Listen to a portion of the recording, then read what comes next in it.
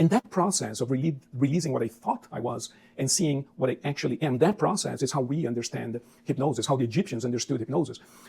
But then the history continued, right? We started off in Egypt about 3,000 years ago. You got time. We'll get to the present. Don't worry. You went through all of these incarnations, hypnosis, right? And by the time we got to the Roman period, about 1,000 years later, by the time, in the 300s, the Roman Empire basically fell and the world changed.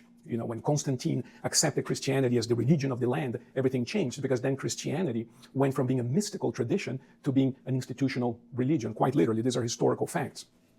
Everything changed. First thing they did is they started burning all the books from the Greeks. So the whole thing that you went to school and you studied about Socrates and the Greek philosophers and all of this knowledge that these people had accumulated, the Egyptians, all of these previous cultures were thought to be, well, this is all pre-Jesus, therefore it's not true.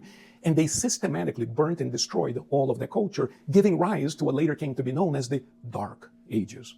Now we cannot do anatomical dissections anymore, even though they did that in ancient Greece. We cannot see how the body works, and disease and pestilence became the way of life. People were dying of all kinds of things because we cannot study things, we cannot learn things. The Dark Ages. So during the Dark Ages, hypnosis also went underground and it became a religious phenomenon.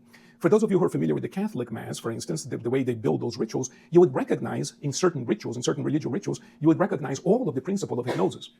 So, hypnosis. And hypnosis was practiced in monasteries by monks, and we have evidence of this, but under secrecy, because it was a secret idea.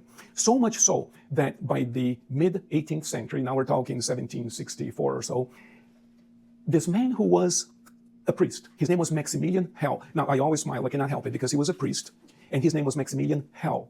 H-E-L-L. I've always thought that, history is full of these kinds of coincidences, which I find fascinating. Well, this guy was the director of the astronomical observatory in Vienna. What was Vienna back then? Vienna was the capital of the world, and not literally politically, but Vienna was the place you went to learn. The University of Vienna was something much bigger at the time than Harvard is today, because the world was smaller back then. You see, so Vienna was like it. All of the royalty were in Vienna, all of the universities were in Vienna. Vienna was it. This guy was the director of this observatory. He was a Catholic priest, and for a lot of people are surprised by this. The Catholic Church has a number of astronomical observatories. And this is interesting as a historical parenthetical comment, because a few years earlier, Galileo Galilei was threatened with death for actually looking through a telescope and observing that, he was the first to suggest that the Earth actually goes around the sun. Nowadays, some of the biggest and best observatories are actually owned by the Vatican.